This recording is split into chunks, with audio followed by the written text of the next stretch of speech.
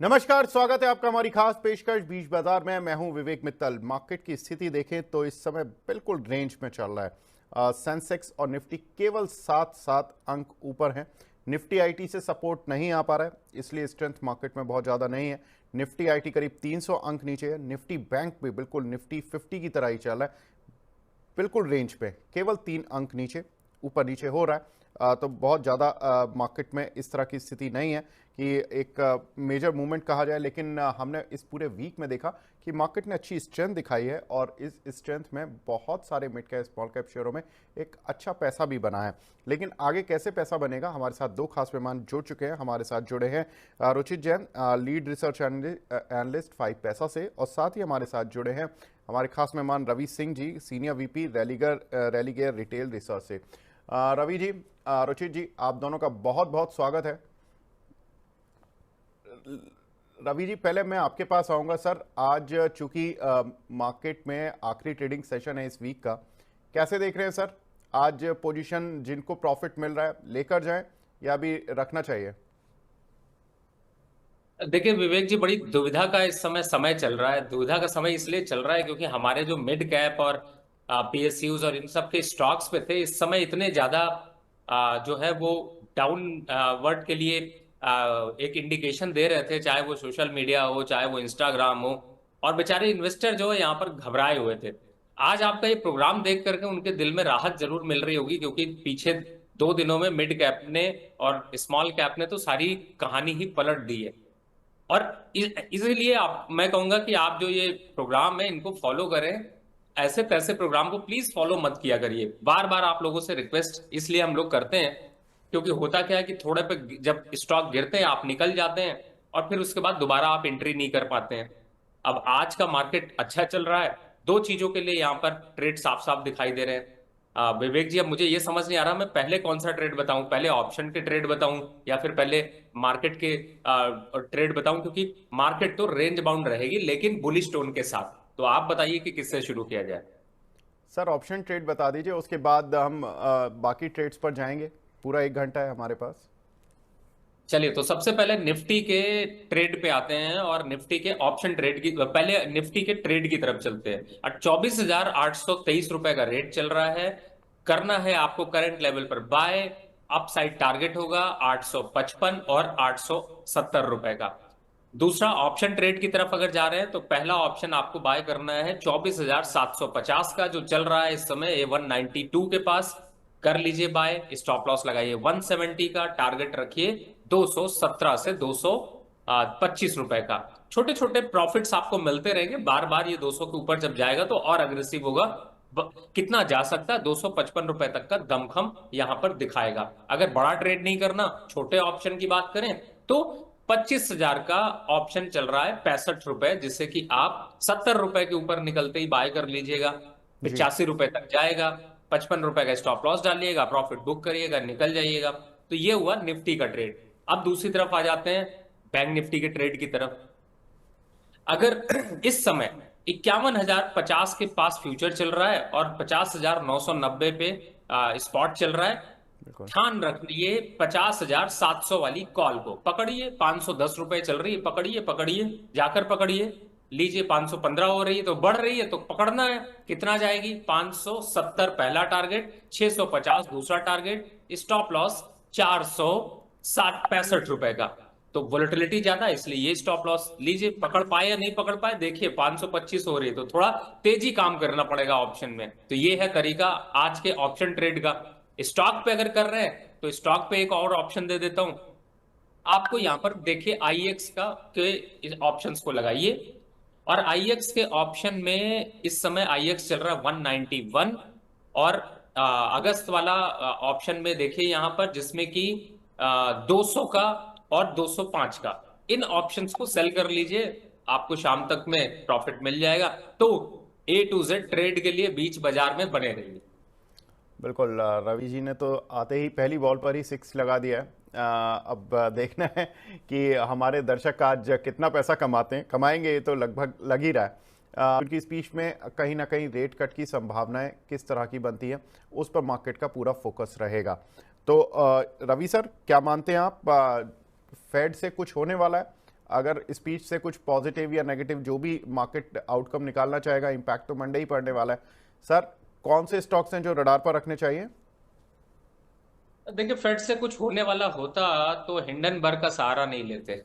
एकदम साफ है, क्योंकि ना तो उनकी अभी कोई डिसीजंस यहाँ पर बहुत कुछ दिखाई दे रहे हैं, उनका मार्केट उतना कुछ अट्रैक्टिव नहीं दिखाई दे रहा, और ऑप्शन भी नहीं है जिस हिसाब से उन्होंने यहाँ पर उनके डेट बढ़े हैं। अब रही बात स्टॉक की, अगर बात कर ले तो इंडियन में स्टॉक्स को अगर देखें तो मुझे ऐसा लगता है कि थोड़े से क्रूड ऑयल से रिलेटेड स्टॉक्स में थोड़ी वोलेटिलिटी देखने को मिल सकती है, और हमारे यहाँ के बैंकिंग सेक्टर जो है वो वापस से एक बार चमकते हुए से नजर आ सकते हैं, खास तौर से जो अभी एक इस समय तो सबसे ज्यादा देखे वैसे भी जब भी मोदी जी बाहर जाते हैं तो मैं हमेशा कहता हूं कि मार्क कुछ ना हो लेकिन मार्केट प्लस रहता है, और दूसरी तरफ है कि डिफेंस काउंटर का डिप्रेशन यहाँ पर दूर हो सकता है।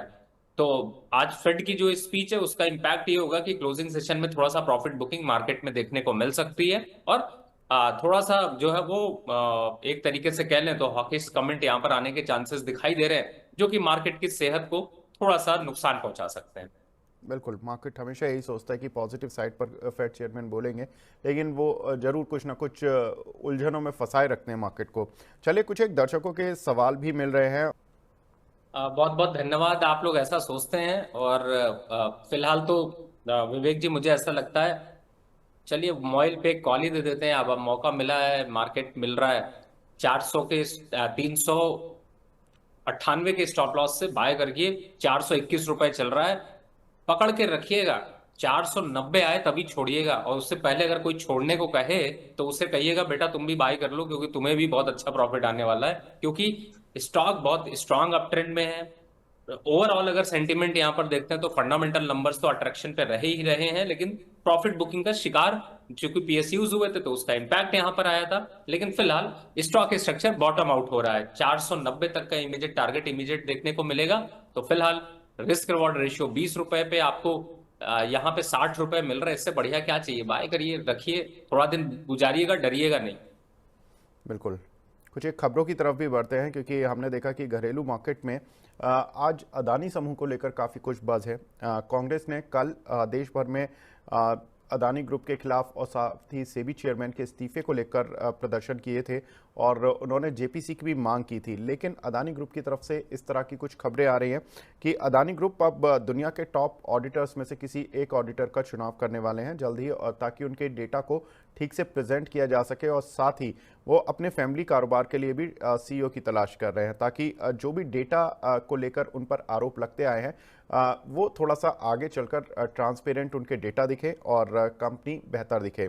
साथ ही आज अदानी ग्रुप के दो शेयरों में भी खबर है। अंबुजा सीमेंट, जहां पर कि अदानी ग्रुप की शेयर में करीब 4200 करोड़ रुपए की हिस्सा बिक्री रही है, फ्लोर प्राइस करीब 600 रुपए का रहा, और 2.84% की हिस्सा बिकवाली रही। साथ ही अदानी पावर, जहां पर कि हमने खबर देखी है कि कंपनी जो एक लैंको का अमरकंटक प्लांट था उसको खरीदने के लिए कंपनी को एनसीएलटी से मंजूरी मिली है। प्लांट खरीद पर करीब 4101 करोड़ रुपए खर्च किए जाएंगे। 15,633 करोड़ रुपए की लेकिन लाइबिलिटीज भी अदानी पावर को ही झेलनी पड़ेगी।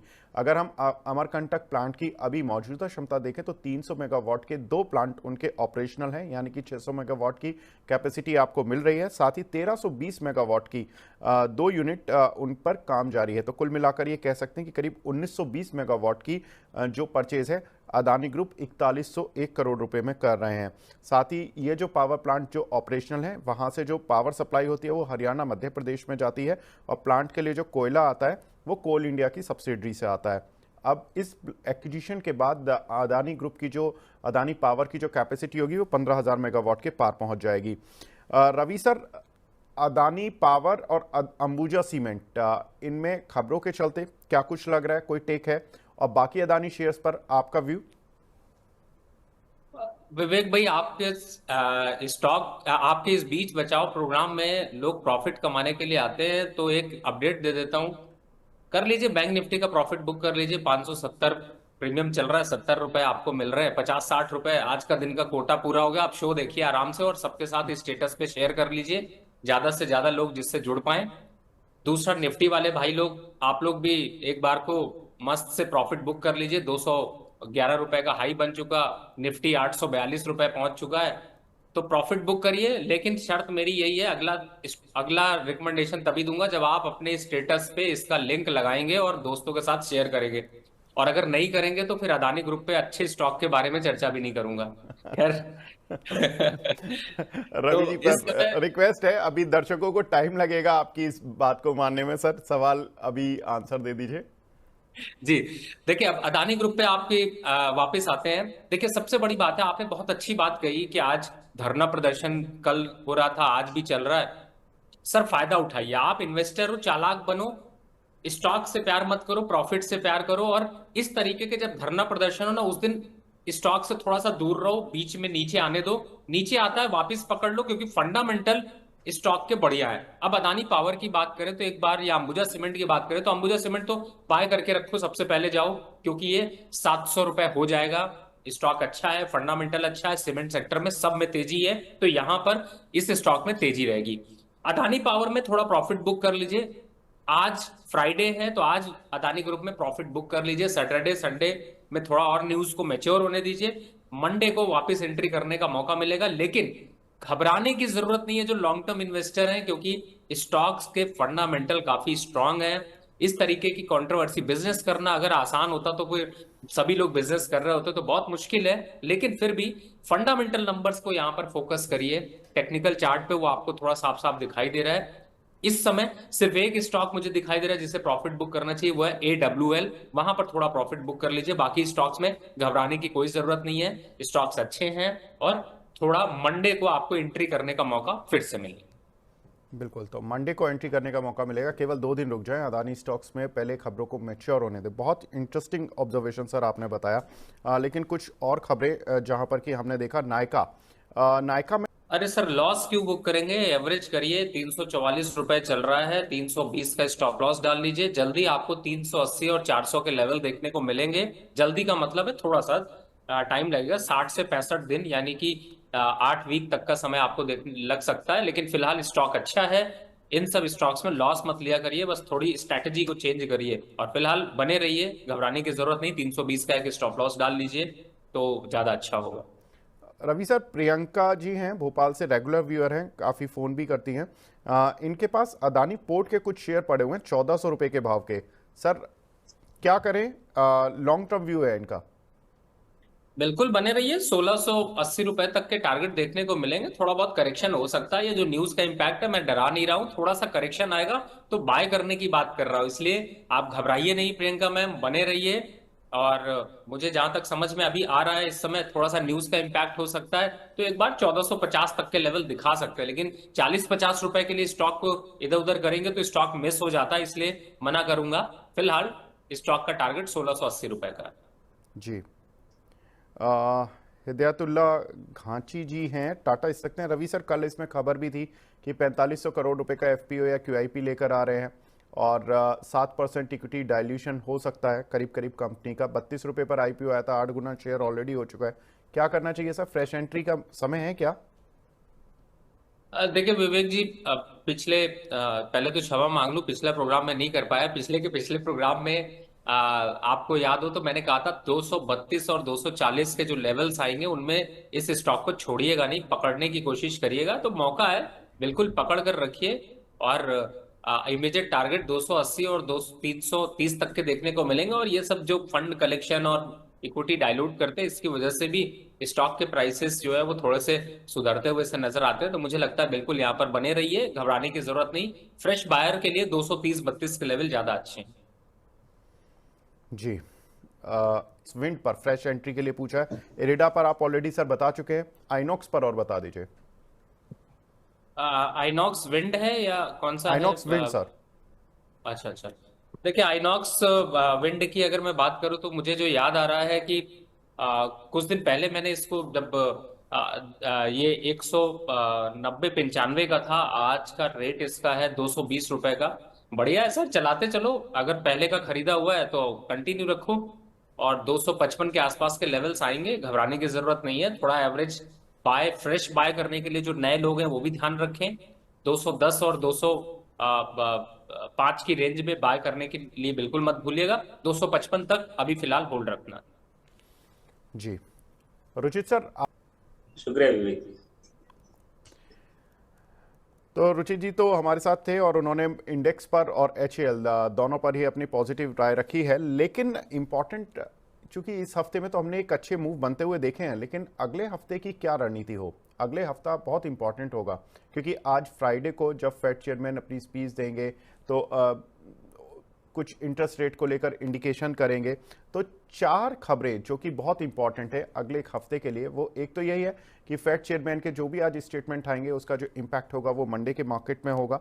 साथ ही एमएससीआई इंडेक्स में बदलाव 30 अगस्त से लागू होने वाले हैं। बदलाव की पहले ही एमएससीआई ने अपनी लिस्ट जारी कर दी थी, लेकिन हम एक बार उसको फिर रिव्यू कर लेंगे।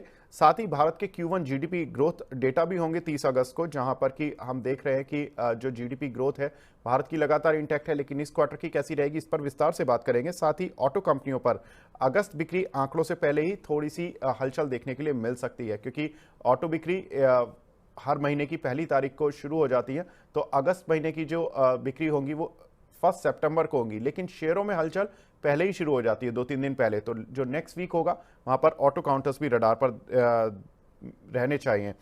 रवि सर, अगर फेड पर तो हमने बात कर ही ली थी कि फेड चेयरमैन अगर कुछ इंटरेस्ट रेट कटौती की इंडिकेशन देते हैं, हालांकि आपने कहा कि हॉकिश उनका स्टेटमेंट आ सकता है। स्ट्रीट एक्सपेक्ट कर रहा है कि 25 से 50 बेसिस पॉइंट की कटौती देखने के लिए मिल सकती है, और अगर कटौती कुछ भी होगी तो वो 17 से 18 सितंबर में होगी।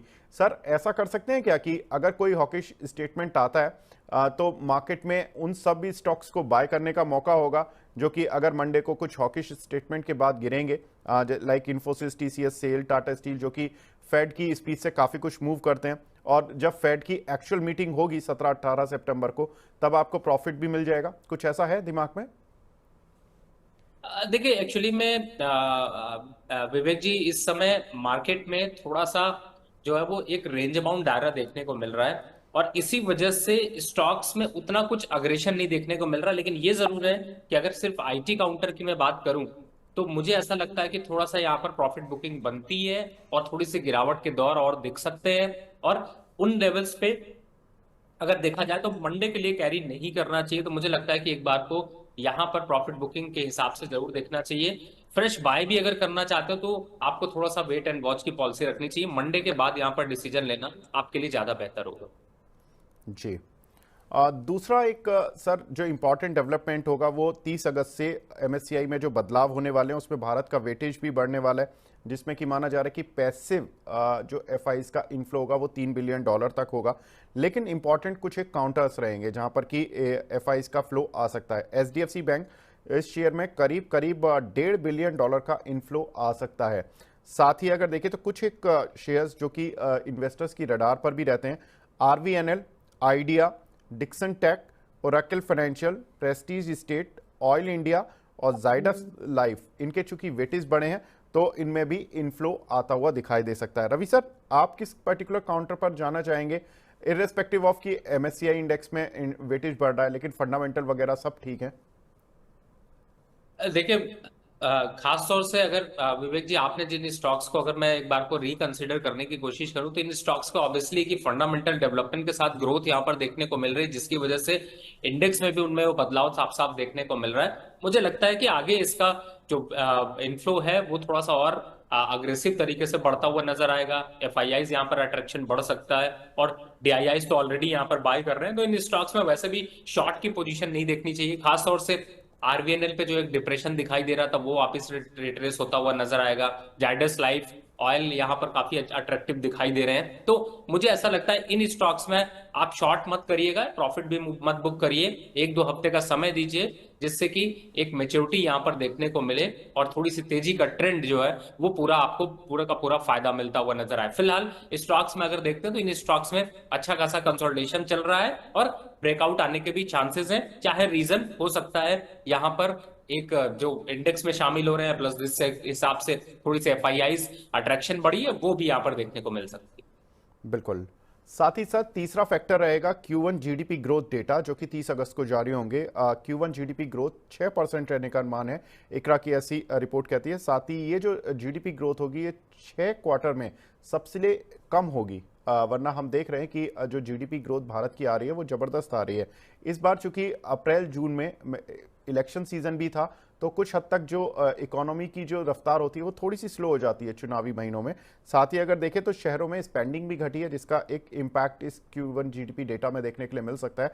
लेकिन इकरा की ही रिपोर्ट ये कहती है कि जो पूरे साल के जीडीपी एस्टिमेट्स हैं वो 6.8% रहेंगे। रवि सर, जीडीपी ग्रोथ जब डेटा आएगा अगर 6%, तो और जब ये भी बैंड्स छपेंगे कि 6 महीने की तिमाही के नीचे है, हालांकि हम अभी से बात कर रहे हैं तो मार्केट शायद डिस्काउंट करने की पहले से ही थोड़ा कोशिश करेगा, लेकिन जीडीपी डेटा पर जो शेयर्स अक्सर हमने रिएक्ट होते हुए देखे हैं, लाइक कैपिटल गुड शेयर में L&T जैसे, सीमेंस जैसे शेयर होते हैं। साथ ही जो एग्रीकल्चर एग्री ग्रोथ जो आती है उससे रैलिस इंडिया जैसे, जैन इरिगेशन जैसे काउंटर्स पर इंपैक्ट आता है। कंज्यूमर स्पेंडिंग चूंकि ऑलरेडी घटी है, तो थोड़ा सा इसका इम्पैक्ट बाटा, एबी फैशन जैसे काउंटर्स पर भी हो सकता है कि दिखाई दे। सर क्या लगता है, ये इम्पैक्ट सही में दिखाई देगा तो वो एक अपॉर्चुनिटी होगा, या किस तरह से इन काउंटर्स को देखें?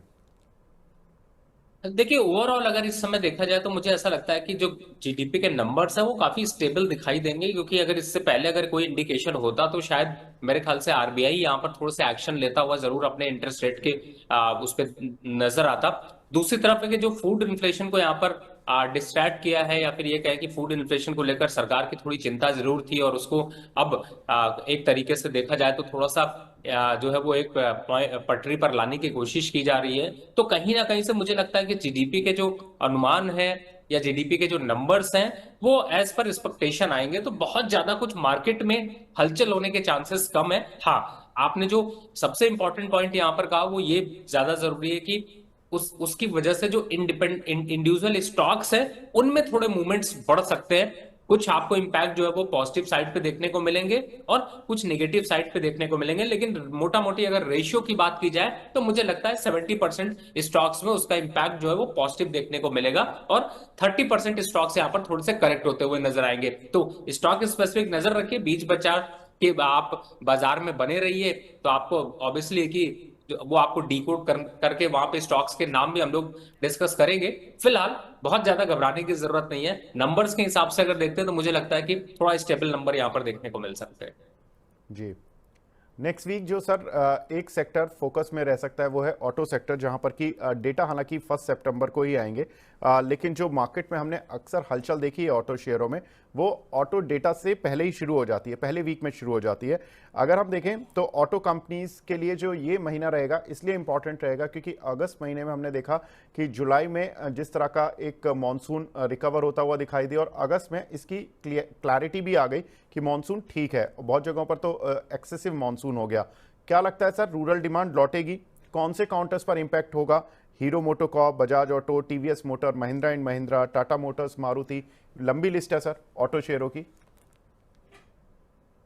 विवेक जी, मैं एक चीज समझने की यहाँ पर कोशिश कर रहा हूँ कि ऑटो सेक्टर में बाय किया जाए या फिर अभी निकला जाए, क्योंकि दो चीजें यहाँ पर समस्या देखने को मिल रही है। एक, अगर स्टडी के हिसाब से देखें जो इस समय खासतौर से डीलर और जो कंपनीज है उनके बीच में काफी हद तक जो है वो एक डिस्ट्रैक्शन देखने को मिल रहा है, और उसको लेकर काफी विवाद विवाद चल रहा है। तो ऐसे समय पे मैं थोड़ा सा ऑटो कंपनी से थोड़ा दूर रहने की राय दे रहा हूं, और इन स्टॉक्स की जगह पे आपको कह रहा हूं कि आप ऑटो एक्सिलरी के स्टॉक्स की तरफ मूव कर जाएं, क्योंकि मुझे ऐसा लगता है कि 1 से 2 हफ्ते ऑटो स्टॉक के लिए अच्छे नहीं हैं, और थोड़ी प्रॉफिट बुकिंग देखने को मिल सकती है। उसका इंपैक्ट इंडेक्स में भी देखने को मिलेगा, लेकिन यहां से रैली तो बिल्कुल नहीं दिखाई दे रही है। तो मुझे ऐसा लगता है कि आप जो करंट सिनेरियो को यहां पर समझे और आगे के जैसे मॉनसून को देखें, लेकिन जो करंट इन्वेंट्री यहां पर है उसका एक इंपैक्ट रहेगा। तो ऑटो पे अभी इन्वेस्टमेंट करना या एसेट एलोकेशन करना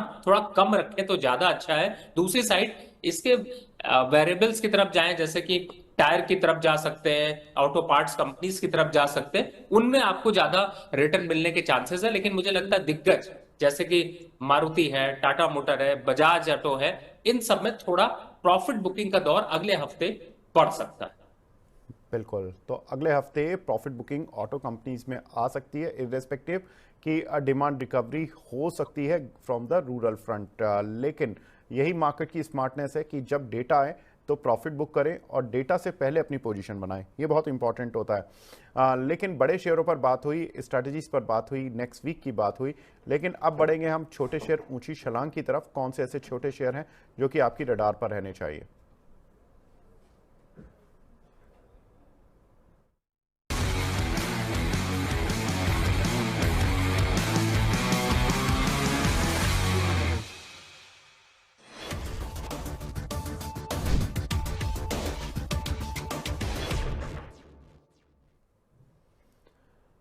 छोटे शेयर ऊंची छलांग, लेकिन आज 1 बजे भी हमारा एक स्पेशल शो रहेगा जो कि विपुल जी करते हैं। और विपुल जी के साथ एक खास मेहमान होंगे, राजेश तांबे, मार्केट एक्सपर्ट हैं। अपना सवाल पूछिए और उतार चढ़ाव भरे बाजार में कैसे बनाए रणनीति, ये पूरी इंपॉर्टेंट थीम रहेगी आज के मार्केट में। और राजेश तांबे जी सवालों के उत्तर देने के लिए हमारे साथ होंगे।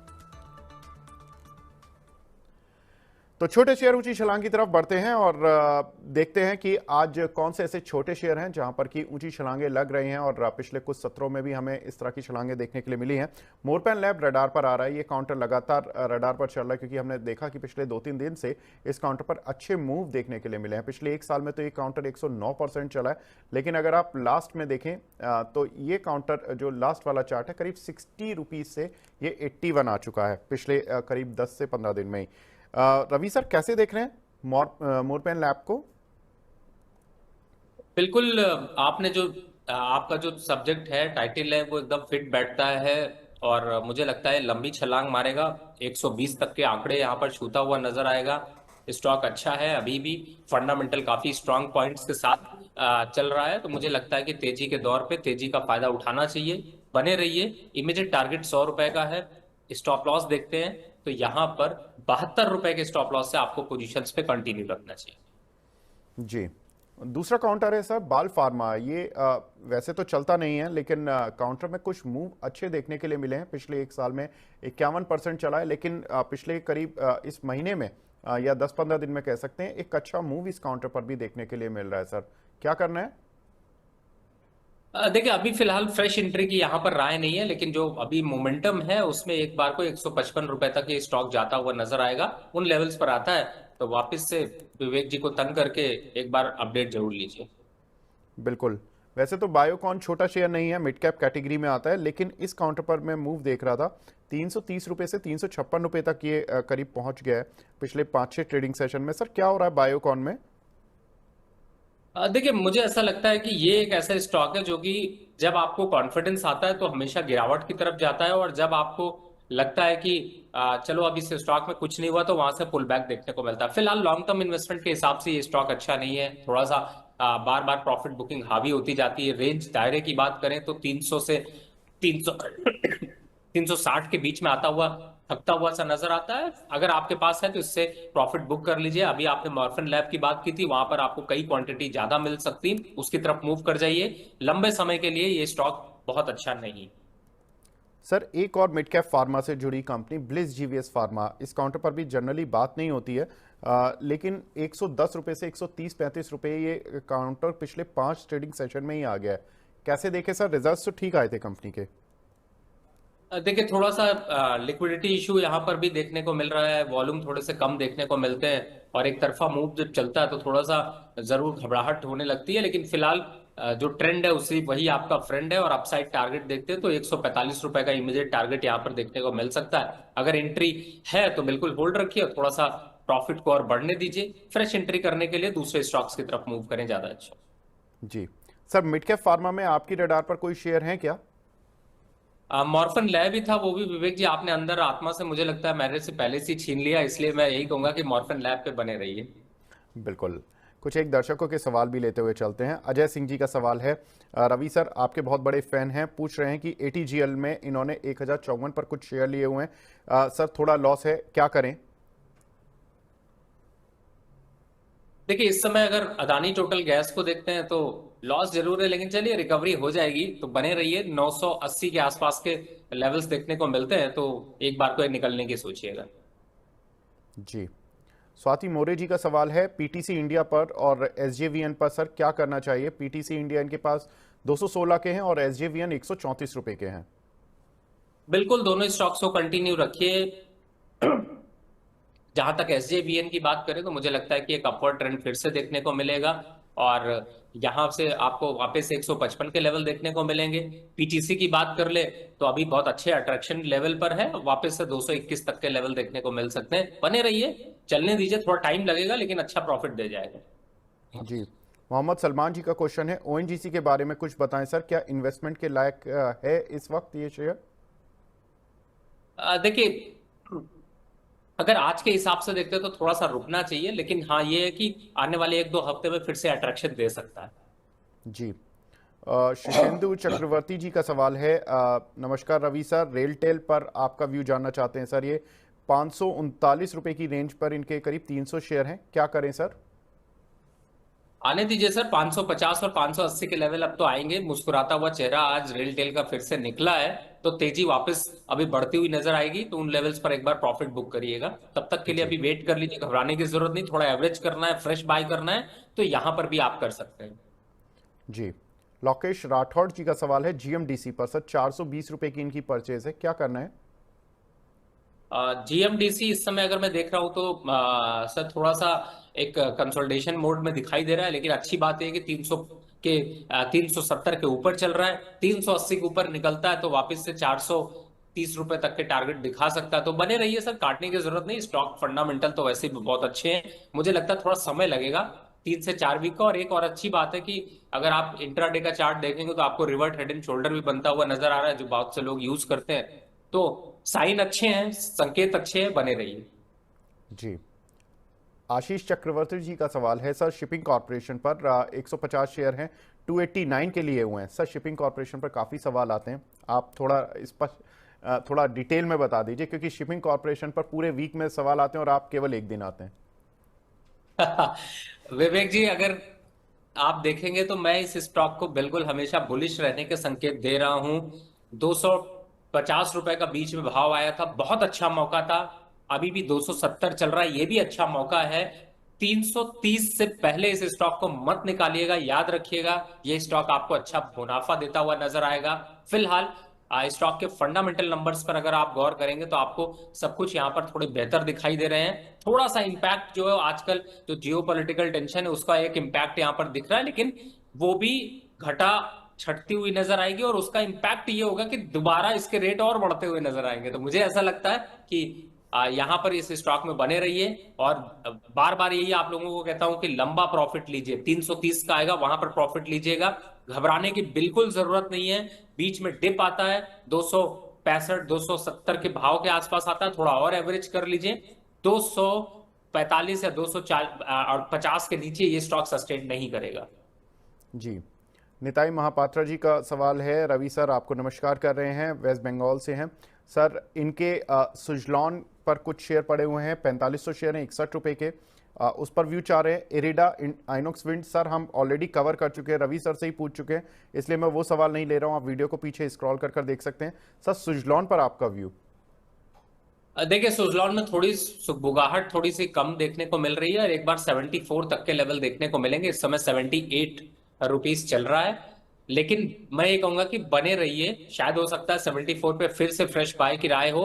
98 रुपीज तक के टारगेट लग रहा है इस बार छूता हुआ नजर आएगा। तो थोड़ा सा रिस्क लीजिए और बने रहिए। रंजीत कुमार जी का सवाल है सर, HFCL पर इनके पास 507 शेयर हैं, 140 रुपए 50 पैसे के भाव के, क्या करें? देखिए, थोड़ा सा प्रॉफिट बुकिंग आ रही है, 140 पर है तो एक बार प्रॉफिट बुक कर लीजिए। 132 के पास आएगा, फिर से ले लीजिए। एक हमारे साथ दर्शक निखिल जी भी जुड़े हैं फोन लाइन पर। Nikhil ji good morning sir, पूछिए अपना सवाल। निखिल जी आप सुन पा रहे हैं मुझे? जुपिटर वैगन के 617 के रेट पे 300 शेयर हैं। सर सर दोबारा बता दीजिए।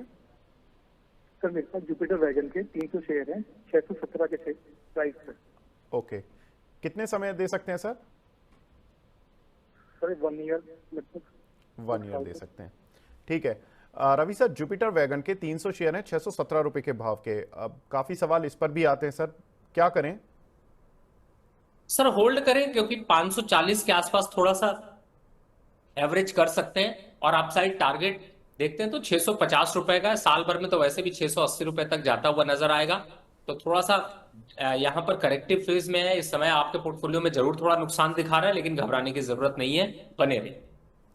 राहुल दास जी का सवाल है सर, दौलत एल्गोटेक पर शॉर्ट टर्म टारगेट बता दीजिए। इनके पास 72 रुपए के ये शेयर पड़े, 72 शेयर पड़े हुए 154 रुपए के भाव के। दौलत दौलत एल्गो सर।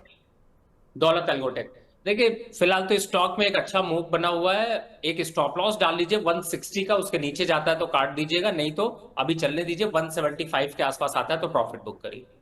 जी। एक दर्शक हैं हमारे प्रवेश मालविया जी, वो बोल रहे हैं Ravi sir, I am a small investor, monthly salary का थोड़ा अमाउंट सिप करके मार्केट के इन्वेस्ट करना चाहता हूँ, मार्केट में इन्वेस्ट करना चाहता हूँ बच्चों की स्टडी और घर परचेज के लिए। प्लीज़ लॉन्ग टर्म मेरा है 5 से 10 साल के लिए, 5 या 6 स्टॉक बता दीजिए। रवि सर, वैसे तो हम आपसे 5 या 6 स्टॉक पूछते जरूर, लेकिन कुछ स्टॉक जो अब इनका चूंकि सवाल आ गया तो कुछ स्टॉक तो इनको बता दीजिए लॉन्ग टर्म। देखिए पहला स्टॉक मैंने गेल रिकमेंड किया है, इससे पहले भी दूसरा स्टॉक लिखिता रिकमेंड किया हुआ है आपके ही प्रोग्राम में, कई बार मैंने इनके बारे में आपको डिटेल चर्चा करी। कोल इंडिया तीसरा स्टॉक है। चौथा स्टॉक की बात करें तो कोसिल या फिर मोइल, इन दोनों में से कोई चूज कर सकते हैं। पांचवें स्टॉक की बात करें तो यहाँ पर आईओसी जिसे कि आप लेके चल सकते हैं। छठे स्टॉक की अगर मैं बात करता हूं तो मुझे यहाँ पर पीएसबी ज्यादा अच्छा दिखाई देता है, और सातवें स्टॉक की तरफ अगर जाते हैं तो बैंक ऑफ बड़ौदा। तो लिस्ट सर लंबी है, और ये 20 साल के लिए रखिएगा। याद रखेंगे सर, 20 साल बाद तो हम लोग भी काफी बूढ़े हो जाएंगे, लेकिन ये शेयर आपको मल्टी बैगर जरूर बनाएंगे। बिल्कुल, तो रवि सर ने जो भी दर्शक सुन रहे हैं सभी के लिए काफ़ी सारे शेयर बता दिए और मल्टी बैगर स्टॉक्स जो कि आप लॉन्ग टर्म के लिए अपने पोर्टफोलियो में रख सकते हैं। एक हमारे साथ कॉलर और जुड़े हैं, हरप्रीत कौर जी हैं। Harpreet ji, good morning ma'am, पूछिए अपना सवाल। Good morning Ravi sir, how are you? Ma'am बहुत अच्छे हैं, आप बताइए प्लीज़। हाँ जी सर, मेरे पास सर्वोटेक के 111 के हिसाब से शेयर हैं, 30 क्वांटिटी है। इसको क्या करें, इसमें और एड ऑन करें या इसको सेल आउट करें? जी बिल्कुल, अभी होल्ड हाँ करके जी रखिए बोलिए। मैम। सर्वोटेक इस समय 133 के पास चल रहा है, और अप साइड अगर 138 के ऊपर निकलता है तो ये एक अच्छा स्टॉक मूव दे जाएगा। एक 170 के आसपास तक के लेवल देखने को मिल सकते हैं। स्टॉप लॉस 125 का डाल के अगर आप बने रहेंगे तो आपको जल्दी एक अच्छा प्रॉफिट देखने को मिलेगा। जी। ऋषभ यादव जी का सवाल है सर, इरकॉन पर इनके पास 265 के 200 शेयर हैं, आगे क्या करें, प्लीज सजेस्ट। बिल्कुल बने रहिए सर, अच्छी बात है। 4-5 रुपए का प्रॉफिट आ रहा है, इस 4-5 रुपए के प्रॉफिट को 25 रुपए तक बढ़ाइए। जी। गुंजन जी का सवाल है सर, गेल और एनसीसी पर फ्रेश एंट्री लेवल कुछ बनते हैं क्या? गेल पे 228 के पास बनते हैं, तो वहां तक का अभी वेट कर लीजिए। उन लेवल्स पर आता है तो फ्रेश एंट्री करिएगा, तब तक आज शांति से थोड़ा सा बैठिए, मार्केट को थोड़ा देख सकते हैं। जी। शशांक शर्मा जी का सवाल है, आईआरएफसी में सर स्टॉप लॉस और टारगेट कुछ बनते हैं क्या? देखिए इस समय आईआरएफसी थोड़ा सा एक नो ट्रेडिंग जोन में ट्रेड हो रहा है, थोड़ा सा कंसोलिडेट यहाँ पर कर रहा है, लेकिन फिलहाल टारगेट यही है कि ये वापस से 200 रुपीज का लेवल दिखाई देगा। स्टॉप लॉस देखते हैं तो 178 का स्टॉप लॉस यहाँ पर बनता है। फ्रेश बाय करना चाहते हैं तो भी कर सकते हैं, थोड़ा क्वांटिटी कम रखें। जी। दीपक गुप्ता जी का सवाल है सर, हुडको लिए हुए इन्होंने 321 रुपए में, अब एवरेज करें या लॉस बुक कर लें? सर हुडको जैसे स्टॉक में लॉस क्यों बुक करेंगे? स्टॉक अच्छा है, थोड़ा सा डिप्रेशन दिखाई दे रहा है, और डिप्रेशन में एक चीज का बस ध्यान रखिए कि एवरेज अभी मत करिए, थोड़ा वेट कर लीजिए। लोअर लेवल पे अभी एवरेज का मौका नहीं है, 275 के आसपास शायद आपको मौका मिलेगा, तो निकलने की जरूरत नहीं है, बने रहिए। वापस से आपको 330 के लक्ष्य दिखाई देंगे, लेकिन 6-8 महीने के बाद। जी। अब जो लाइव दर्शक हमें देख रहे हैं वो 900 के पार हो चुके हैं, और इंटरेस्टिंग है कि काफ़ी दर्शक रवि सर की वजह से आज काफ़ी दर्शक आ गए हैं। रवि सर जिंदाबाद, जुबैर शेख बोल रहे हैं सर, ओसवाल सीड 34 का एवरेज पर हैं, क्या करना है? देखिए सर, वैसे तो मैं कहूंगा जिंदाबाद तो आप हैं, क्योंकि विवेक जी आप जो ये प्रोग्राम लेकर आए हैं ये लाइफ लाइन है। क्योंकि पहले 1 बजे का प्रोग्राम होता था और दर्शक 1 बजे तक वेट करते करते थक जाते थे, और थकते नहीं थे, कहीं ना कहीं फंस जाते थे, क्योंकि बहुत से और चैनल भी है जो कि कहानी सुनाते रहते हैं। तो सही समय पे सही जगह पे अगर लेंगे तो ज्यादा अच्छा है। दूसरी तरफ है कि ये अगर सिर्फ 900 लोग हैं तो मैं सर सेटिस्फाई नहीं हूं, संतुष्ट नहीं हूं, ये मैं जरूर कह सकता हूं।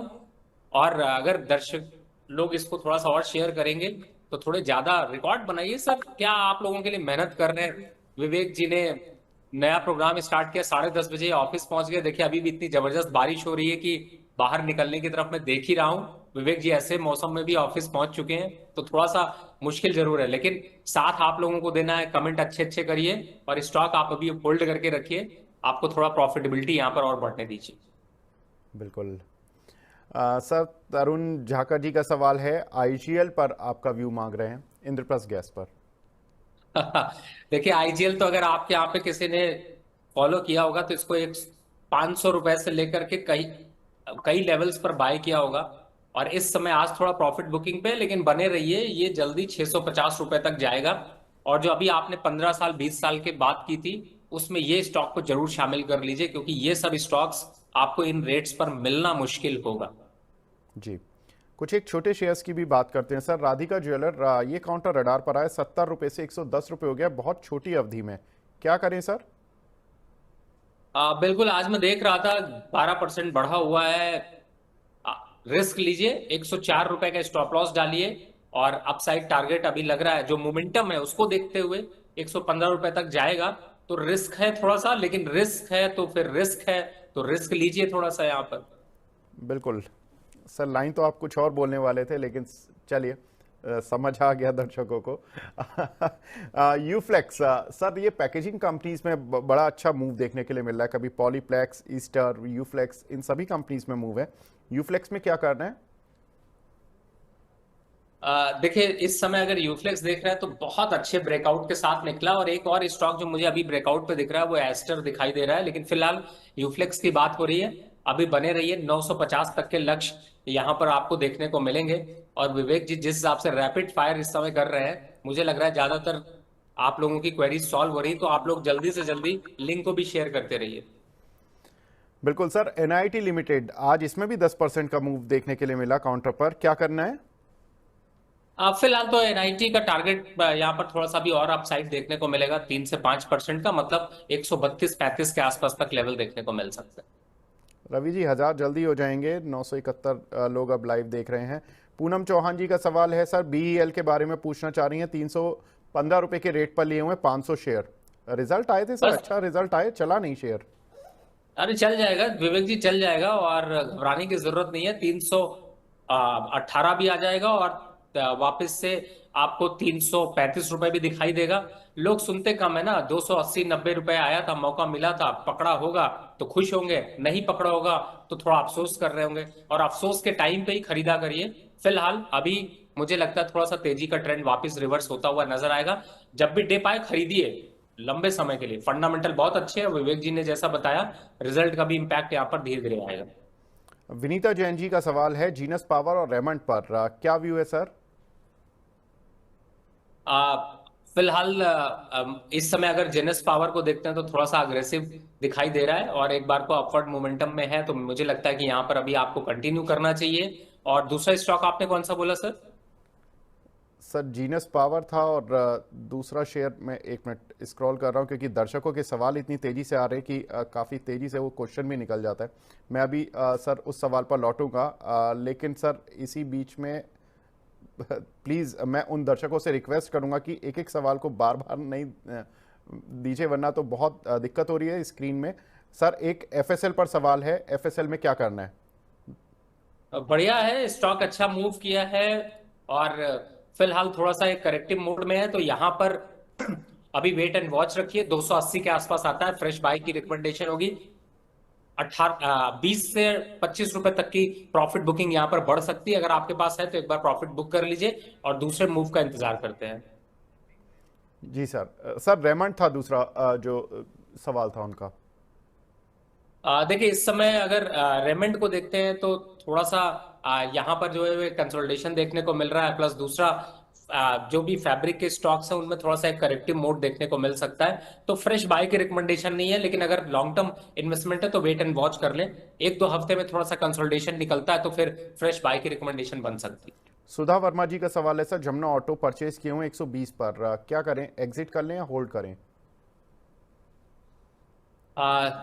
जमुना ऑटो बिल्कुल होल्ड करके रखिए सर, लंबा समय के लिए अच्छा स्टॉक है, अच्छे प्रॉफिट देता हुआ नजर आएगा। और इनफैक्ट अभी जो हम लोग बात कर रहे थे कि ऑटो इंडस्ट्री में करेक्शन अगर देखने को मिलता है तो उससे ये जो है वो स्टॉक अफेक्ट नहीं होगा, तो बने रहिए। जी सर, बहुत ही दर्शक मिल रहे हैं आज, तो स्क्रीन बहुत ही तेजी से चल रही है। वितु राय जी का सवाल है, एंजल वर्ल्ड में एंट्री कर सकती हैं क्या? बिल्कुल नहीं, प्रॉफिट बुक करने की राय। रंजना राणा जी का सवाल है, एनटीपीसी 500 शेयर हैं, 418 रुपए 65 पैसे पर, क्या करना है? देखिए इस समय एनटीपीसी में अगर मैं देखता हूं तो मुझे थोड़ा सा यहाँ पर कंसोलिडेशन दिखाई दे रहा है। 395 रुपए तक थोड़ा वेट कर लीजिए, एवरेज फिर से फ्रेश बाय की रिकमेंडेशन बनेगी या फिर 410 के ऊपर। तो मुझे लगता है रेंज में है, रेंज को अभी थोड़ा सा तोड़ेगा तो उसमें टाइम लगेगा, 2 से 3 वीक के बाद वापस से एक बार को अट्रैक्शन दिखाई दे सकता है, लेकिन बाइंग है तो बने रहे। बिल्कुल। रवि सर, वैसे तो आपने पोर्टफोलियो के लिए कुछ पिक्स बताई थी, लेकिन कुछ शॉर्ट टर्म मीडियम टर्म के लिए भी पिक बता दीजिए, हमारे काफी दर्शक वेट कर रहे हैं। आज के लिए 2 ही स्टॉक्स हैं, एक है, पहला है इरिकॉन जिसकी आपने चर्चा पहले ही कर ली, वैसे भी आप लोग कुछ अंतर्यामी हैं, विपुल जी का भी शो करता हूं तो पहले ही लीक करा देते हैं स्टॉक्स को, आप भी लीक करा दे रहे हैं। इमीडिएट टारगेट 285 रुपए और स्टॉप लॉस 262 रुपए, थोड़ा लंबा देखते हैं तो 330 रुपए तक के टारगेट देखने को मिलेंगे। दूसरा स्टॉक है पावर ग्रिड, और इस समय पावर ग्रिड अच्छे लेवल पर मिल रहा है, 330 335 के बीच में खरीदारी करिए, 355 का लक्ष्य, 325 का stop loss, risk reward ratio बेहतर, तो ये स्टॉक्स आप लेके चल सकते।